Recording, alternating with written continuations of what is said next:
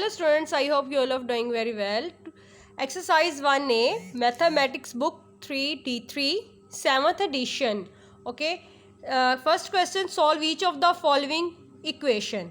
ये जो एक्सरसाइज है, ये जो चैप्टर है वो है quadratic equation and function. Quadratic equation होती क्या है? क्वाड्रेटिक इक्वेशन में जो वेरिएबल, यहाँ पर वेरिएबल क्या एक्स है, उसकी हायर पावर क्या हो, 2 हो, तो वो क्वाड्रेटिक इक्वेशन होती है. इसमें 3 टर्म्स होती हैं. एक एक्स की हायर पावर 2 हो, फिर एक्स की पावर 1 हो और एक कांस्टेंट टर्म हो. 3 टर्म्स होती है क्वाड्रेटिक इक्वेशन की. और यहाँ पर क्वाड्रेटिक इक्वेशन को सॉल्व करने के 3 मेथड्स हैं इस चैप्टर में जो हम करेंगे एक्सरसाइज में.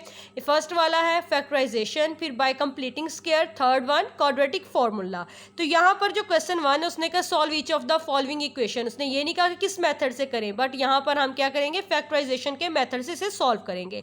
तो जिसने मेरे चैनल को सब्सक्राइब नहीं किया सब्सक्राइब करें, बेल आइकन को प्रेस करें. तो फैक्टराइजेशन के लिए क्या करते होते स्टूडेंट्स, ये वाली फर्स्ट टर्म हमारे पास क्या है 2x² और लास्ट टर्म क्या है -7 इज इक्वल टू 0. इसी तरह ही है ना, फर्स्ट टर्म और लास्ट टर्म को उठा के यहाँ पर मैंने रफ में क्या कर लिया, मल्टीप्लाई करके लिख लिया, जो कि आया -14x². अब ये जो दरमियान वाली टर्म है ना हमारे पास 5x, इसको इस तरह ब्रेक करना है. ऐसे 2 फैक्टर्स लेके आने हैं जिनको मल्टीप्लाई करने से तो -14x² आए, ऐड या सब्ट्रैक्ट करने से 5x आए. तो हमें पता है 2 का टेबल पढ़ लो, 2 7 ज़ा 14 होता है, तो 2x मल्टीप्लाई बाय 7x करे तो 14x² आता है. बट यहाँ पर हमें क्या चाहिए, हमें माइनस में आंसर चाहिए. तो हम क्या करेंगे, यहाँ पर -14x² चाहिए. तो यहाँ पर आंसर हमारे पास क्या है 5x. 5 क्या है हमारे पास, प्लस का है. तो हमें इस यहाँ से पता चल गया हमारे पास ये 2 वेरिएबल्स हैं, 2 नंबर्स हैं जिसको प्लस या माइनस करने से हमारे पास 5x आता है. देखिए अगर 7x में से माइनस कर दो 2x तो हमारे पास आंसर आ जाएगा ना 5x. तो हम क्या करेंगे, 7x - 2x is equal to 5x plus का आ जाएगा. तो इट्स मीन हमारे पास ये 2 फैक्टर्स आ गए 5. देखिए ये क्या हो रहे हैं, ये माइनस हो रहा है सब्ट्रैक्शन, और इस सब्ट्रैक्शन करने से हमारे पास क्या आ रहा है 5x आ रहा है. अगर इनको मल्टीप्लाई करें 7x मल्टीप्लाई बाय -2x तो इज इक्वल टू क्या होगा, -14x² आएगा. तो सो इसको किस तरह सॉल्व करेंगे, 2x² प्लस, अब 5x के कौन से हमने 2 फैक्टर्स निकाले, 7x - 2x - 7 is equal to 0. I hope आपको अच्छे से समझ आ गई होगी. अब हम नेक्स्ट स्टेप क्या करते हैं तो स्टूडेंट्स, यहाँ पर देखें 1 2 3 4 टर्म्स हो गई हैं. पहले 2 फिर लास्ट वाले 2. फर्स्ट 2 में से कॉमन लेना तो हमारे पास क्या चीज़ है जो दोनों टर्म्स में मौजूद है, क्या चीज़ कॉमन है दोनों में, हमारे पास यहाँ पर x कॉमन है. x कॉमन है, x बाहर निकालिए, अंदर हमारे पास क्या बच जाएगा 2. एक x बाहर निकालिए तो एक x अंदर बच जाएगा. ठीक है, इसी तरह प्लस 7 क्योंकि x हमने बाहर कॉमन ले लिया, बाहर निकाल लिया. ठीक है, अब इन दोनों में क्या चीज़ कॉमन है, 2 इसमें है इसमें नहीं है, x इसमें है इसमें नहीं है, तो दोनों में 1 तो कॉमन है ना. अब हम क्या चीज़ कॉमन लेंगे, -1 को कॉमन लेंगे, और माइनस भी दोनों में क्या है कॉमन, -1 कॉमन ले लिया तो अंदर क्या बच जाएगा 2x वैसे ही आ जाएगा. आपको पता है माइनस अगर बाहर निकाल लिया तो अंदर माइनस माइनस क्या हो जाता होता है, प्लस हो जाता है. 7 इज इक्वल टू 0. ठीक है स्टूडेंट्स, अब हम इसे नेक्स्ट कैसे लिखते होते हैं, हम इसे लिखते होते हैं x और ये वाला -1, x -1 को एक दफ़ा लिख लेते होते हैं, एक दफ़ा इन दोनों में से एक लिख लेते होते हैं. 2x + 7 is equal to 0. अब इस वाली टर्म को ब्रैकेट में जो है x - 1 को सेपरेट से 0 के इक्वल लिख लेना है, 2x + 7 को सेपरेट से इज इक्वल टू 0 लिख लेना है. ठीक है, यहाँ से अब देखें ये -1 है, जब मूव करेंगे अदर साइड दूसरी तरफ मूव करेंगे तो ये क्या हो जाएगा, it will B +1. Okay, like that, plus का 1 हो जाएगा. इसी तरह आप देखें 2x, ये 7 जब मूव होगा दूसरी तरफ तो ये क्या हो जाएगा, -7 हो जाएगा. अब यहाँ पर देखो x के साथ 2 क्या हो रहा है, मल्टीप्लाई हो रहा है, तो जो चीज़ मल्टीप्लाई हो रही है तो दूसरी तरफ इक्वल के जब दूसरी साइड जाती तो क्या हो जाती है स्टूडेंट्स, डिवाइड हो जाती है. So we got the value of x -7/2. Okay, तो ये 2 हमने यहाँ से x की वैल्यू फाइंड आउट कर लिया. अब हम इसका करते हैं नेक्स्ट पार्ट. आप स्टूडेंट्स प्रैक्टिस करें स्टूडेंट्स के साथ साथ और थोड़ा सा देखें, ये क्वेश्चन करेंगे तो मज़ीद समझ आ जाएगी. यहाँ पर भी ये उसी क्वेश्चन का क्या है, सेकंड पार्ट है 4x² - 5x - 6 is equal to 0. क्या काम करते होते हैं हम, पहले फर्स्ट टर्म हमारे पास क्या है, 4x² को मल्टीप्लाई करना होता है किससे, लास्ट वाली टर्म से। रफ में कर लेना ये आपने, ठीक है, थोड़ा सा साइड पे करके। तो ये क्या आ जाएगा हमारे पास, तो इनको मल्टीप्लाई किया तो आ गया -24x²। ये फर्स्ट टर्म और लास्ट टर्म को हमने किया है। पीछे हमारे पास बचती है दरमियान वाली टर्म, मिड टर्म। तो मिड टर्म के ऐसे दो फैक्टर्स निकालने हैं जिनको मल्टीप्लाई करने से आंसर आए -24x², और ऐड या सब्ट्रैक्ट करने से क्या आए, -5x आए। तो हमें क्या है, -5x को क्या करना है, इसके ऐसे दो फैक्टर निकालने जिसको मल्टीप्लाई करने, जो फैक्टर निकालने मल्टीप्लाई करने से ये आंसर आए -24 आए, 4x² आए। तो 3 के टेबल में चेक करें, 3 8 क्या होता है, 24, 3 8 24 होता है ना। तो हम क्या करेंगे, देखिए इधर 3 8 24 होता है, और अगर 8 में से माइनस कर दें 3 तो क्या आ जाएगा, 5 आ जाएगा। बट यहाँ पर हमें -5 चाहिए, तो हम इसे किस तरह अरेंज करेंगे, ये तो मैंने एक ट्रिक बताई है कि इस तरह करने से हमारे पास 24x आ रहा है, 4 आ रहा है। तो हम क्या करेंगे, यहाँ पर -5 चाहिए दरमियान में, -5x आना चाहिए। तो क्या करेंगे, बड़ी वैल्यू के साथ हम क्या लगाएंगे, माइनस लगाएंगे, -8x और +3x। तो देखिए स्टूडेंट्स, अगर प्लस माइनस करने से क्या आ रहा है, -5x आ रहा है। और अब इन दोनों को मल्टीप्लाई कर लो, -8x को मल्टीप्लाई करो प्लस के 3x से, तो आंसर क्या आएगा, -24x²। दोनों कंडीशन फुलफिल होगी। अब हम क्या करते होते हैं, फिर फर्स्ट टर्म को भी एज इट इज लिख लेते होते हैं। सेकंड टर्म के क्या फैक्टर्स निकाले हमने, -8x + 3x, और लास्ट वाली टर्म को भी एज इट इज लिख लेते होते हैं। इसी तरह ही स्टूडेंट्स, आई होप आपको पॉइंट समझ आ गया होगा जो मैं आपको बताना चाह रही हूँ या एक्सप्लेन करना चाह रही हूँ। अब हम नेक्स्ट स्टेप, हमारे पास क्या होता है, ये 2 टर्म्स में से हमने क्या करना होता है, कॉमन लेना होता है। फर्स्ट 2 में से क्या कॉमन आ रहा है हमारे पास, 4x कॉमन आ रहा है, क्योंकि देखिए 4 इधर भी है, 4 2 8 होता है। 4x कॉमन आ गया, अंदर हमारे पास क्या बचेगा, x -2, क्योंकि 4 बाहर आ गया, अंदर 2 ही बचेगा ना। और यहाँ से हमारे पास क्या कॉमन आ रहा है स्टूडेंट्स, यहाँ पर देखो, यहाँ पर हमारे पास +3 कॉमन आ रहा है, 3 है ना।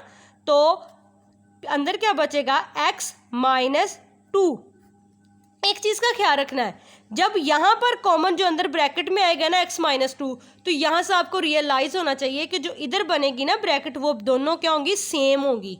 अगर x -2 इधर आ रहा तो मुझे यहीं से पता चल गया कि इधर भी अंदर x -2 ही आएगा, ठीक है। ये आपको पता होना चाहिए। अगर यहाँ पर कुछ चेंज आ रहा है तो आपको पता लग जाना चाहिए कि यहाँ पर मैं कोई मिस्टेक कर रहा हूँ, ठीक है। = 0। अब क्या मेथड होता है फिर इसको लिखने का, 4x + 3 को लिखते होते हैं इकट्ठा एक दफ़ा, +3, और फिर हम क्या करते होते हैं, इन दोनों में से एक लिख लेते होते हैं, x -2 = 0। फिर नेक्स्ट स्टेप क्या होता है, 4x + 3 को = 0 लिख लेते होते हैं, और x -2 को भी = 0 लिख लेते होते हैं। यहाँ पर क्या हो जाएगा, 4x, ये प्लस का 3 जब इक्वल की दूसरी तरफ जाएगा तो ये नेगेटिव का 3 हो जाएगा। हमें तो यहाँ पर फाइंड करनी किसकी वैल्यू, x की। तो x के साथ मल्टीप्लाई क्या हो रहा है, 4, तो जब दूसरी तरफ जाएगा तो ये क्या हो जाएगा, डिवाइड हो जाएगा इस तरह, ठीक है। आप इस तरह भी कर सकते हैं, या आप इस तरह कर ले, बोथ साइड 4 से डिवाइड कर लें, ये आप पे डिपेंड करता है, ठीक है। अब यहाँ पर देखें, यहाँ से एक x की वैल्यू ये आ गई। नेक्स्ट देखें, इधर पर क्या है हमारे पास, -2, जब ये मूव करेगा other side it will be +2, so we got the value of x = 2 and x = -3/4। अब हम इसका करते हैं नेक्स्ट पार्ट। अब इसका पार्ट सी है, 7x + x² - 18 = 0। तो ये इस तरह क्वेश्चन स्टूडेंट्स को कंफ्यूज करने के लिए भी दिए गए होंगे, बुक्स में दिए जाते हैं। तो आपको पता है हमारे पास क्या होती है, पहले x² होता है, हायर पावर x की 2 होती है। फिर हम क्या करते होते हैं, इसको रेंज कर लेंगे, ठीक है। हमें तो पता है ना, हम उसी को अपने उसी मेथड से क्वाड्रेटिक इक्वेशन के लिए से क्या कर लेंगे, रेंज कर लेंगे। आपको पता है ये प्लस का है 7x और -18 = 0। अब उसी तरह हम इसे करेंगे, फर्स्ट टर्म और लास्ट टर्म को क्या करेंगे, मल्टीप्लाई करके लिखेंगे साइड पे। जी, तो ये मैंने कर लिया, आपको गो थ्रू करवाऊंगी और अच्छे से। अब क्या करते होते हैं, हम इसको सॉल्व करने के लिए, फैक्टराइजेशन करने के लिए फर्स्ट टर्म और लास्ट टर्म को क्या कर लेते होते हैं, यहाँ पर लिख के मल्टीप्लाई कर लेते होते हैं। x² × -18 है लास्ट टर्म, तो ये हो जाएगा 18 -18 x²। तो अब ये मिड टर्म हमारे पास क्या है, 7x। अब मिड टर्म को हमने इस तरह ब्रेक करना है, इसके ऐसे दो फैक्टर्स निकालने हैं जिसको मल्टीप्लाई करने से तो -18x² आए, बट ऐड या सब्ट्रैक्ट करने से हमारे पास क्या आए, पॉजिटिव 7x आए, क्योंकि पॉजिटिव है। तो 9 2 क्या होता है, 18 होता है। तो अगर 9 में से -2 कर दो तो 7x आता है ना, 7 आ जाता है। तो 9x में से -2x कर दिया तो 7x आ गया। 9x को मल्टीप्लाई किया मैंने -2x से, तो आंसर क्या है, -18x² है। कंडीशन फुलफिल होगी। अब मैंने क्या किया, x² फर्स्ट टर्म भी वैसे लिख लेनी होती है, लास्ट टर्म भी वैसे लिख लेनी होती है। हमने जो मिड वाली टर्म है ना, उसको करना होता है ना ब्रेक। उसको किस तरह ब्रेक कर किया हमने, यहाँ पर +9x -2x -18 = 0। फिर हम नेक्स्ट स्टेप क्या करते होते, फर्स्ट 2 में से कॉमन लेते होते। फर्स्ट 2 टर्म्स हमारे पास x² + 9x, इधर कॉमन आ रहा है, x आ रहा है, x बाहर निकाला, अंदर क्या बचेगा, x + 9। इसी तरह नेक्स्ट जो 2 टर्म्स उनमें से क्या कॉमन आ रहा है, उनमें से कॉमन -2 आ रहा है। आपको यहाँ से पता चल गया x +9 है ना, तो इधर भी x + 9 अंदर बनना होता है। तो यहाँ पर 2 कॉमन आ रहा है, 2 बाहर निकाला मैंने, अंदर क्या बचा, x माइनस आपको पता है माइनस बाहर आ गया तो अंदर क्या हो जाएगा, प्लस हो जाएगा, +9। फिर हम नेक्स्ट स्टेप क्या करते हो, तो एक दफ़ा लिखते हो तो ये बाहर वाले x -2 लिख लेंगे, एक दफ़ा लिखेंगे x + 9 = 0 वैसे ही। फिर क्या करना होता है, x -2 = 0 और x + 9 को = 0 के इक्वल रख लेते होते हैं। तो अब x है, ये हमने वैल्यू यहाँ पर x की फाइंड करनी होती है। इधर -2 हो रहा है, इक्वल की दूसरी तरफ जाएगा तो प्लस का 2 हो जाएगा, यहाँ पर x = 2 आ जाएगा। एक वैल्यू ये आ गई x की, और इधर x + 9 है = 0। जब ये 9 दूसरी तरफ मूव करेगा, ये नेगेटिव का 9 हो जाएगा, तो ये हो जाएगी, एक वैल्यू हो जाएगी x = -9। आई होप आपको अच्छे से समझ आई होगी। अब हम इसका करते हैं डी पार्ट। तो स्टूडेंट्स, ये हमारे पास डी पार्ट है 4 -3x - x² = 0। तो हम सबसे पहले तो इसे क्वाड्रेटिक इक्वेशन बनाएंगे। आपको पता है हमें सबसे पहले क्या चाहिए होती है, x² चाहिए होती है, हायर पावर वेरिएबल की 2 वो चाहिए होती है। तो वो माइनस का था इसलिए -x² लिखा, फिर -3x, फिर +4 = 0। बट हमें तो यहाँ पर जो x² है वो हमारे पास क्या होना चाहिए, पॉजिटिव का होना चाहिए। तो हम क्या करेंगे, यहाँ पर इस सारी इक्वेशन में से माइनस क्या लेंगे, कॉमन ले लेंगे। तो अंदर जो होगा वो साइन चेंज हो जाएंगे, ये माइनस का x² प्लस का x² हो जाएगा, ये माइनस का 3x क्या हो जाएगा, प्लस का 3x हो जाएगा, ये प्लस का 4 क्या हो जाएगा, माइनस का 4 = 0। अब ये जो -1 माइनस है, तो अब हम क्या करेंगे, इसको भी ख़त्म करना है। हम करेंगे बोथ साइड मल्टीप्लाई बाय -1 से क्या कर देंगे, दोनों तरफ मल्टीप्लाई कर देंगे। तो इस तरह -1 को मैंने बोथ साइड दोनों तरफ क्या कर दिया, मल्टीप्लाई कर दिया। आपको पता माइनस से मल्टीप्लाई हो जाए तो क्या हो जाता है, प्लस हो जाता है। तो हमारे पास क्या इक्वेशन बन जाएगी, x² + 3x - 4 = 0 के साथ कुछ भी मल्टीप्लाई कर लो तो स्टूडेंट्स क्या रहता है, 0।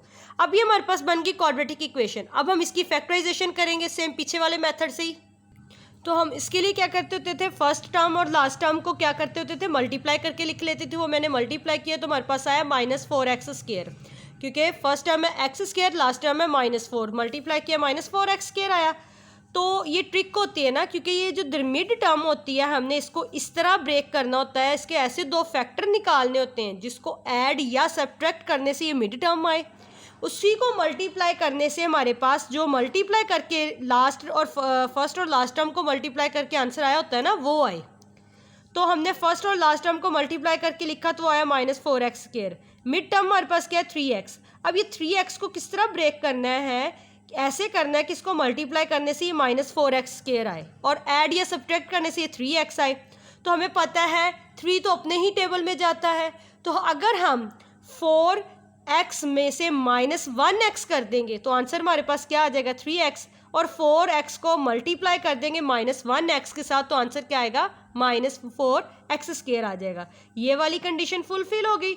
अब हम किस तरह कर लिखते होते हैं फिर इसे, x² वैसे ही, और 3x के कौन से फैक्टर 2 निकाले हमने, ये वाले 2 फैक्टर। तो 3x की जगह उसके फैक्टर्स लिख देंगे, 4x - 1x और -4 एज इट इज़ लिख देंगे = 0। नेक्स्ट स्टेप क्या होता है, इन दोनों में से क्या चीज़ कॉमन आ रही है, x कॉमन आ रहा है। x² में से +4x में से कॉमन x आ रहा है, तो अंदर क्या बचेगा, ब्रैकेट में x + 4 बच जाएगा। और इन दोनों में से -1x -4 में क्या कॉमन आ रहा है, 1 आ रहा है, -1 कॉमन आएगा। तो अगर -1 बाहर होगा तो दरमियान में साइन चेंज हो जाएगा ब्रैकेट में दरमियान में दोनों का साइन क्या हो जाएगा, चेंज हो जाएगा क्या रह जाएगा अंदर, x माइनस की जगह +4 इज इक्वल टू 0। अब फिर इसको किस तरह लिखते होते हैं, ये जो ब्रैकेट के बाहर होते हैं एक दफ़ा उसे लिखते होते हैं x-1, और ये जो ब्रैकेट के अंदर होते हैं एक दफ़ा उन्हें लिख लेते होते हैं x+1, 4 इज इक्वल टू 0। अब x-1 को इज इक्वल टू 0 लिख लेना है और एक दफ़ा लिख लेना है x+4 इज इक्वल टू 0 लिख लेना है। यहाँ पर x की 2 वैल्यूज़ आ जाएंगी, x-1 है यहाँ पर इक्वल की दूसरी तरफ जाएगा तो x इज इक्वल टू 1 हो जाएगा, प्लस का हो जाता है। इसी तरह ये प्लस का 4 इक्वल की दूसरी तरफ जाएगा तो ये माइनस का 4 हो जाएगा। तो एक वैल्यू x की आ गई x इज इक्वल टू 1, एक आ गई x is equal to -4। E part है क्वेश्चन नंबर 1 का, x बाहर है ब्रैकेट में 3x - 1 इज इक्वल टू 0। अब इस x को अंदर मल्टीप्लाई करेंगे हम, तो ये हो गया 3x² - 1x is equal to 2। हमें पता है क्वाड्रेटिक इक्वेशन में इज इक्वल में इधर इक्वल के दूसरी तरफ 0 होना चाहिए। तो सबसे पहले क्या ये होगा, ये जो कांस्टेंट टर्म इसको हम इस तरफ ले आएंगे इक्वल की दूसरी तरफ, तो ये इस तरह हमारी क्या हो जाएगी, क्वाड्रेटिक इक्वेशन बन जाएगी। 2 को हमने दूसरी तरफ ले आए। अब हम इसकी फैक्टराइजेशन करेंगे, तो ये फैक्टराइजेशन हमने करने के लिए फर्स्ट टर्म और last term 3x² multiply by -2 ये बन गई थी ना हमारे पास क्वाड्रेटिक इक्वेशन ये वाली, इन दोनों को मल्टीप्लाई किया तो क्या था आंसर, -6x² आया था। तो हम क्या करते थे, ये जो मिड टर्म होती है -1x, इसको इस तरह ब्रेक करना है को मल्टीप्लाई करने से तो -6x आए, ऐड या सब्ट्रैक्शन करने से -1 आए। तो आपको पता है अगर 3x में 3x मल्टीप्लाई बाय 2 करें तो आंसर तो 6 आएगा, उसे ऐड करने से या सब्ट्रैक्ट करने से 3x में से 2 माइनस कर दो, सब्ट्रैक्ट कर दो तो 1 आता है। बट यहाँ पर 1 के साथ क्या है, नेगेटिव साइन है, तो इसीलिए जो बड़ी वैल्यू यहाँ पर 3 के साथ भी मैंने नेगेटिव साइन लगाया। 3x - 3x में जब ऐड किया 2x तो आंसर क्या आ गया, -1, इसलिए मैंने बड़ी वैल्यू के साथ माइनस लगाया। इसी को मल्टीप्लाई करेंगे तो -6x² भी आ जाएगा। अब क्या लिखने का मेथड क्या होता है, फर्स्ट टर्म को वैसे लिख लेना है, दरम्यान वाली टर्म को हमने क्या फैक्टर्स निकाले उसके, -3x + 2x, उसके फैक्टर्स लिख देने दरम्यान वाली टर्म्स के, -2 वैसे इज इक्वल टू 0। फिर क्या करते होते, ये फर्स्ट वाली जो 2 टर्म्स हैं उनमें से कॉमन क्या आ रहा है हमारे पास, कॉमन लेते होते 3x कॉमन, अंदर क्या बचेगा, x - 1 बचेगा क्योंकि यहाँ पर x बचा, 3x बाहर आ गया और इधर 3x बाहर है तो इधर -1 आ जाएगा। और सेकंड जो 2 टर्म्स हैं उनमें से क्या कॉमन है, इधर दोनों में 2 है इसलिए 2 कॉमन आएगा और ब्रैकेट में क्या बचेगा, x - 1 इज इक्वल टू 0। फिर इसको किस तरह लिखते होते हैं, 3x + 2 एक दफ़ा लिख लेते होते हैं, एक दफ़ा जो ब्रैकेट के अंदर होते हैं उसको लिख लेते होते हैं x - 1 इज इक्वल टू 0। फिर नेक्स्ट स्टेप क्या होता है, 3x + 2 को इज इक्वल टू 0 सेपरेट लिख लेते होते हैं, x - 1 को इक्वल 0 के सेपरेट रख लेते होते हैं। तो यहाँ पर देखें 3x जब 0 के इक्वल था तो ये प्लस का 2 जब दूसरी तरफ गया तो माइनस का 2 हो गया, क्योंकि साइन चेंज होता है ना जो मूव कर देते हैं हम दूसरी तरफ। तो x के साथ इधर 3 मल्टीप्लाई हो रहा है, जब दूसरी तरफ मूव करेगा इट विल बी डिवाइड, तो वो क्या हो जाएगा, डिवाइड हो जाएगा दूसरी तरफ जाके।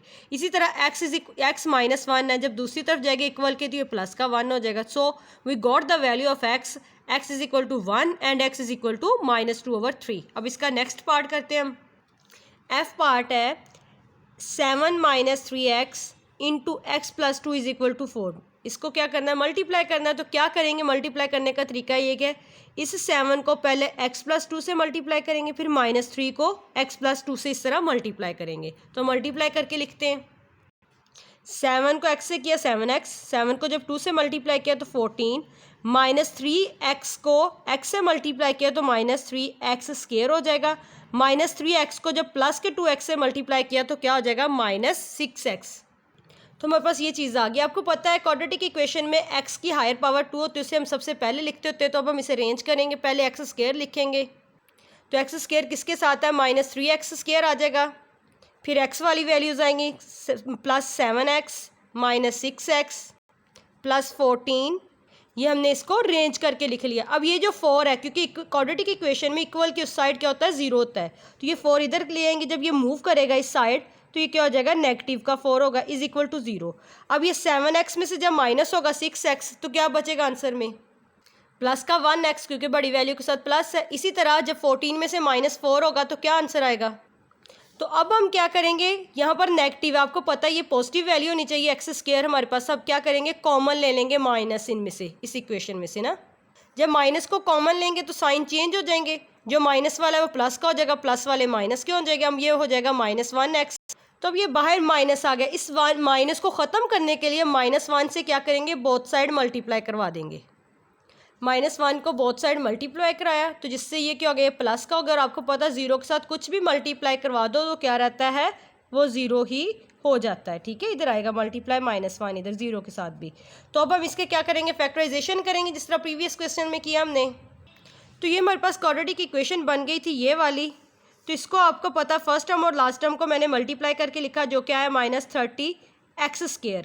तो मिड टर्म हमारे पास क्या है, -1x। तो -1x को इस तरह ब्रेक करना है कि मल्टीप्लाई करने से -30x² आए। इस तरह इसके 2 फैक्टर्स ऐसे 2 लेके आने जिसको मल्टीप्लाई करने से ये आए और ऐड या सब्ट्रैक्ट करने से वापस -1x आए। तो 6 5 30 होता है। अगर 6 में से 5 माइनस कर दे तो 1 आता है, बट यहाँ पर -1 है तो इसलिए मैंने बड़ी वैल्यू के साथ माइनस लगाया। -6x + 5x, इनको मैंने जब ऐड और सब्ट्रैक्ट किया प्लस माइनस माइनस होता है तो -1x आ गया। अगर -6x को मल्टीप्लाई करती हूँ 5x से तो आंसर क्या आता है, -30x² आता है।